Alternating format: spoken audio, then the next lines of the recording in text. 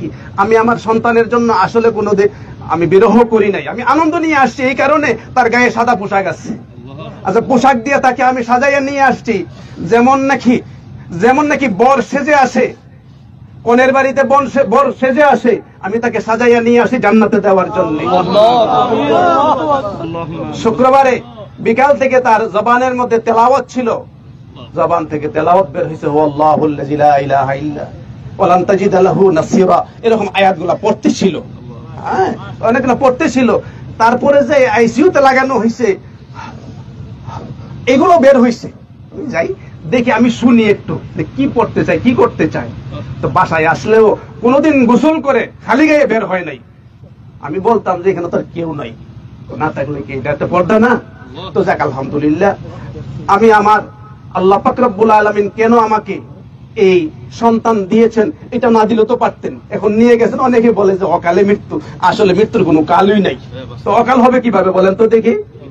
কারণ আজকে আমাদের চিরাচরিত নিয়মটা হইল বাবাকে কাঁধে করে সন্তান কবরে নিয়ে যাবে, আর আজকে বাবা কাঁধে করে সন্তানকে কবরে নিয়ে যায়। এটা একটা বিরহ থাকতেই পারে, মনের ভিতরে একটা আঘাত আছেই, থাকলেই হবে কি, আমি তার জন্য দোয়া করছি, 2 রাকাত নামাজও পড়ছি। আমি 2 রাকাত নামাজও পড়ছি। গত রাত্রে অনেকক্ষণ পর্যন্ত তাহাজ্জুদের নামাজ পড়ে আমি দোয়া করছি যে আল্লাহ যদি তার হায়াত থাকে দাও, আর না হইলে ইমানের সাথে, আর কষ্ট না দিয়া। এই আইসিইউতে যে কষ্ট যারা গেছেন বুঝেন, আর যারা যান নাই আসলে বোঝার সুযোগ হয় না, আর যাওয়ারও দরকার নাই আমি মনে করি। আমি আসলে একদিক দিয়ে হইলো আনন্দ নিয়ে আমি চলে আসছি, আমার মধ্যে কোনো বিরহ নাই। হ্যাঁ, ওর আম্মা আমার চেয়ে আরো শক্ত মনওয়ালা, কোনো কান্নাকারি নাই। এটা করবো কেন? যদি এটা আমাকে না দিতেন, সিরিয়ালে যদি এটা না দিতেন, তাহলে তো আমরা 4 নম্বরে থাকতাম। এটা দেওয়াতে 1 নম্বর ছেলে হয়েছে আমরা, ঠিক না? তো এই জন্য আপনাদের কাছে দোয়া চাই। আমি হাসি মুখে কিন্তু আসলে সারাটা ঢাকার থেকে আমি পর্যন্ত আসছি। বাইতুল মুকাররমের সন্তানটা জোহরের পরে নামাজের কথা ছিল, আসরের পরে হয়েছে। হাজার হাজার ছাত্ররা এখানে কমান করতেছে যে আমরা আসরের পরে দেন, আমরা আসতেছি, আমরা সাইফুর রহমানকে আমরা অত্যন্ত ভালোবাসি, দেখা না হইলেও আমরা জানাজায় যেন সামিল হইতে পারি।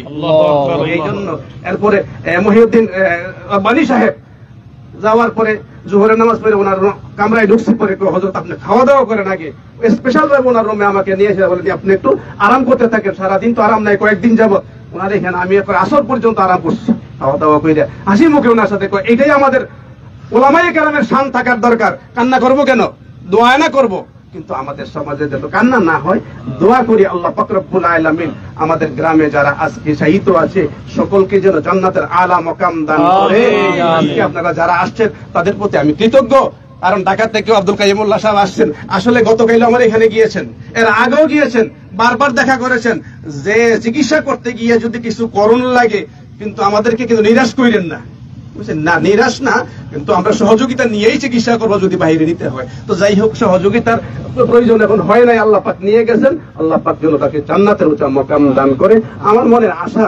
কারণ যেহেতু গুনাহটোনা করছে না, আমি চোখে দেখি না, উস্তাদরাও বলতেছে, সেটা ডাইরেক্ট জান্নাতে যাওয়ার একটা মানে মনে হয় যে অবশ্যই সে সফলতা অর্জন করবে। আল্লাহ সকলকে তৌফিক দান করুক। আমার বড় ভাই আল্লাহ